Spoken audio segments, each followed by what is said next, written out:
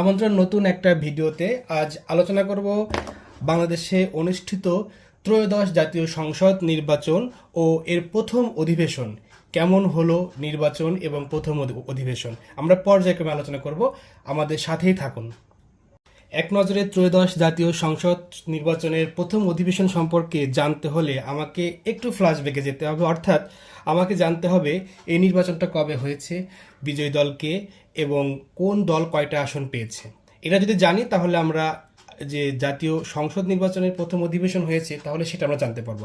আসলে প্রথমে আমরা জেনে নিই এই নির্বাচনটা, অর্থাৎ ত্রয়োদশ জাতীয় সংসদ নির্বাচন, ত্রয়োদশ নির্বাচনটা কবে হয়েছে। ত্রয়োদশ জাতীয় সংসদ নির্বাচনটা অনুষ্ঠিত হয় 12ই ফেব্রুয়ারি 2026 সালে, মানে এই বছরের 12 তারিখে 12ই ফেব্রুয়ারি। এবং এটা নির্বাচনটা অনুষ্ঠিত হয় টোটাল 299টা আসনে। কারণ একটা আসনে নির্বাচন হয়নি, সেটা শেরপুর 3 নম্বর আসনে। কেন হয়নি? কারণ শেরপুর 3 নম্বর আসনে প্রার্থী মারা যায় মৃত্যুবরণের কারণে। শেরপুর 3 নম্বর আসনে নির্বাচন হয়নি। আমরা জানি বাংলাদেশে টোটাল আসন আছে 300টা এই সংসদীয় আসন, এর মধ্যে 299টা আসনে নির্বাচন হয় এবং শেরপুর 3 নম্বরের আসন নির্বাচন হয়নি। এবার আমরা জানবো বিজয়ী দল কারা। বিপুল জয়ে, অর্থাৎ 299টা আসনের মধ্যে 209টি আসন পেয়ে বাংলাদেশের বৃহত্তম দল বিএনপি জয়লাভ করে এবং নির্বাচনে প্রধান বিরোধী দল হিসেবে ছিল বাংলাদেশ জামায়াতে ইসলাম, যারা 68টা আসন পায়। এবং নতুন একটা দল এনসিপি, তারা আসন পায় 6টি। এবং প্রধান বিরোধী দল একটা 11 দলীয় ঐক্য জোট গঠন করে, তারা 68 এবং 6 সাথে আর কয়েকটা আসন মিলায় টোটাল 77টা আসন তারা পায়। তাহলে আমরা এক নজরে জাতীয় অধিবেশনের আগে আমরা অবশ্যই এই জিনিসটা জানা দরকার। আমরা এই প্রথম থেকে শেষ পর্যন্ত জানলাম, এখন আমরা আস্তে আস্তে জানবো যে প্রথম অধিবেশন কবে হয়েছে, কার দায়িত্ব কী ছিল, সব কিছু আমরা আস্তে আস্তে জানবো। আমাদের সাথেই থাকুন।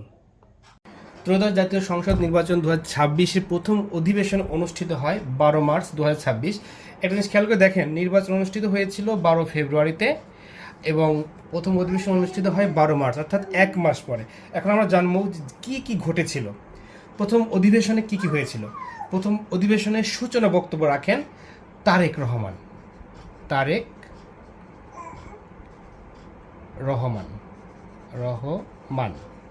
আচ্ছা, সরকারি দলের প্রধান নেতা নির্বাচিত হয় তারেক রহমান।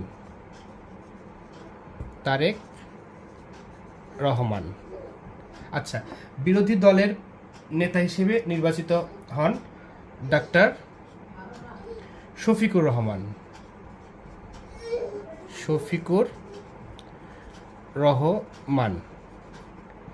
আচ্ছা, এই ত্রয়োদশ জাতীয় সংসদের প্রথম অধিবেশনে সভাপতিত্ব করেন ডক্টর খন্দকার মোশাররফ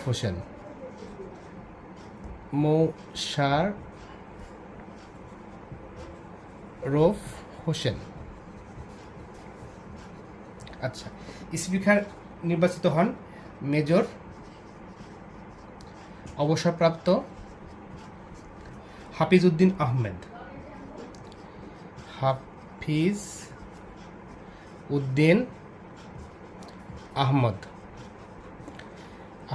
একটু খেয়াল করে দেখবেন, স্পিকার যিনি ছিলেন ইনি কিন্তু বাংলাদেশের বর্তমান যে সরকারি দল বিএনপির দলীয় কোনো একটা পর্যায়ে ছিলেন। ইনি স্পিকার হওয়ার আগে তার দল থেকে নিজেকে সরিয়ে নিয়ে আসেন। এরপরে আসেন ডেপুটি স্পিকার, তিনি ছিলেন হচ্ছে ব্যারিস্টার কায়সার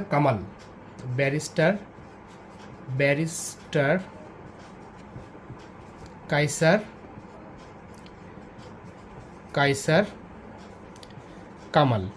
ইনি কিন্তু বর্তমান সরকারের ভূমি প্রতিমন্ত্রী হিসেবে ছিলেন। তিনি ডেপুটি স্পিকার পদ গ্রহণ করার সময় তিনি তার প্রতিমন্ত্রিত্ব ত্যাগ করে চলে আসেন। এরপরে আমরা আসব নতুন মন্ত্রিসভার সদস্য হিসেবে নির্বাচিত হন আহমেদ আজম খান।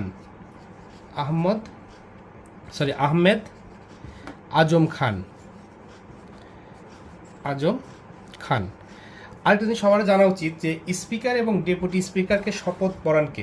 স্পিকার এবং ডেপুটি স্পিকারকে শপথ পড়ান রাষ্ট্রপতি। রাষ্ট্রপতি।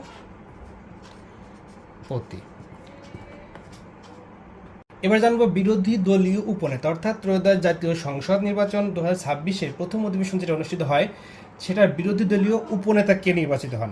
বিরোধী দলীয় উপনেতা নির্বাচিত হন আব্দুল্লাহ তাহের। আব্দুল্লাহ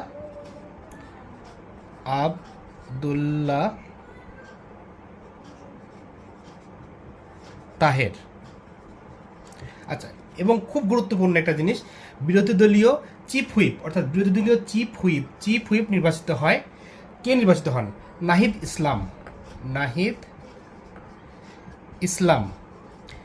ইসলাম। আপনারা জানেন নাহিদ ইসলাম বর্তমান যে উদীয়মান যে দল এনসিপি, এই দলের খুব গুরুত্বপূর্ণ একটা পর্যায়ে আছেন, অর্থাৎ এই দলের তিনি সভাপতি বলেন বা যেটাই বলতে পারেন, তিনি বিরোধী দলীয় চিফ হুইপ নির্বাচিত হন। আচ্ছা, এখন আপনাদের মনে প্রশ্ন থাকতে পারে চিফ হুইপ জিনিসটা কি? চিফ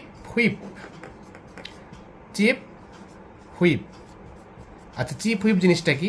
আপনারা যারা জানেন অবশ্যই কমেন্টে জানাবেন, আর যদি না জানা থাকে অবশ্যই আমি কোনো একদিন কোনো একটা ভিডিওতে জানিয়ে দেবো। ধন্যবাদ সবাইকে সাথে থাকার জন্য।